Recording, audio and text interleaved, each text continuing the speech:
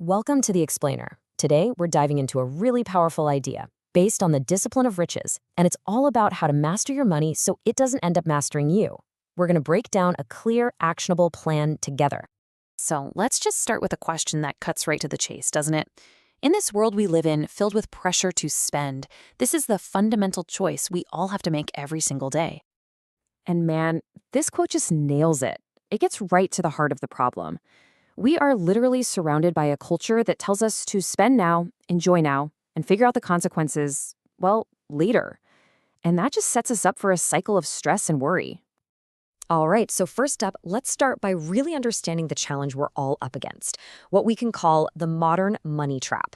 It's this whole environment of constant temptation and pressure that, whether we like it or not, shapes our financial habits. But here's the good news. There is a way out. In fact, there's one single principle that can completely flip the script on your finances. It's not complicated, it's not a secret. You could even call it a superpower that anyone can develop.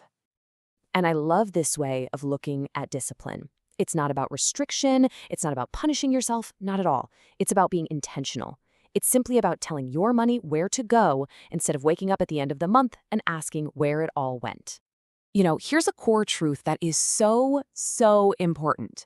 Money doesn't actually change your habits. It just amplifies them. It's like a megaphone. If you're careless with a little bit of money, you'll be even more careless with a lot. And that's exactly why discipline is so much more powerful than just having a high income.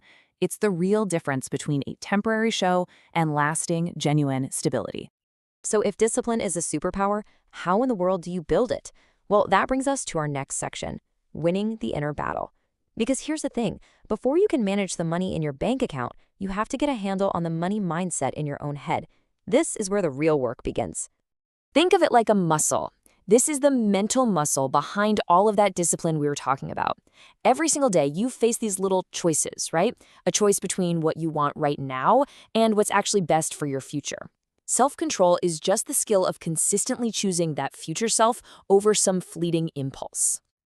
This quote is so powerful. It really hits on a crucial insight. So many of us are driven by emotional spending.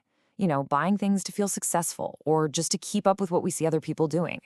But that's all it is. It's pretense. And it comes at a huge cost, not just to your bank account, but to your peace of mind.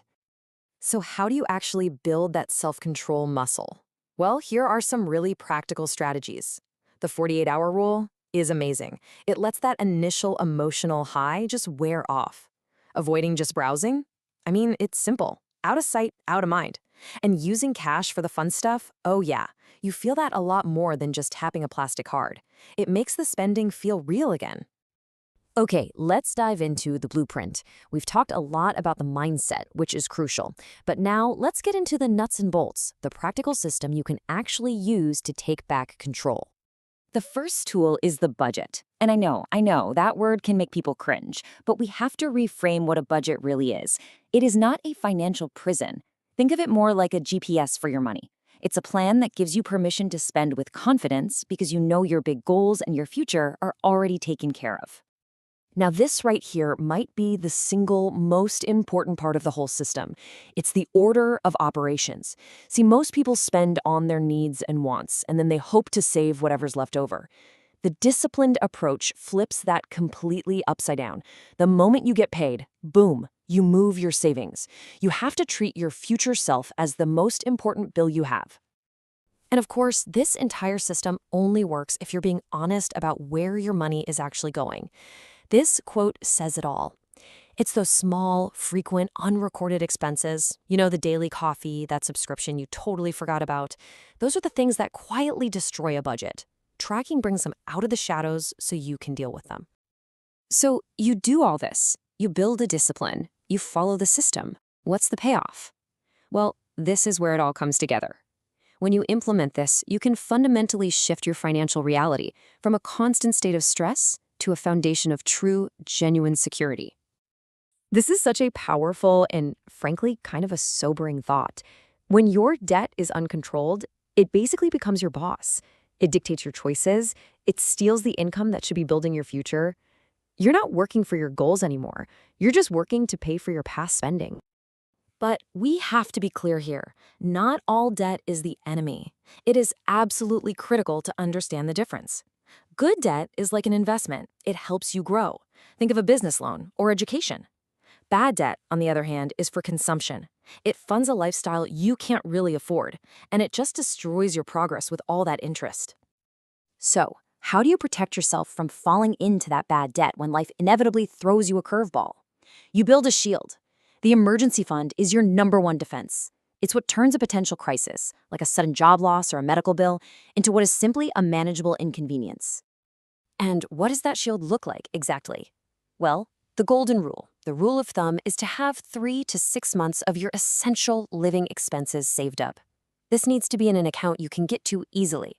This isn't money for investing, this is your peace of mind money. It's the buffer that gives you stability and control. And this is maybe the most important part of this whole thing. This is not just theory. The path to financial control doesn't require a lottery win or some massive raise. It starts with one simple decision. Your journey can start right now.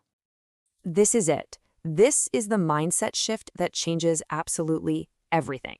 It's a declaration. It's you saying, I am in charge. My money will serve my goals, not the other way around. This one thought is the foundation for everything else we've talked about. And this really is the final takeaway. Every small no you say to an impulse purchase or some unnecessary expense is actually a powerful yes to your own long-term freedom and your dreams. The whole journey starts with just one small, disciplined choice. So what's yours going to be today?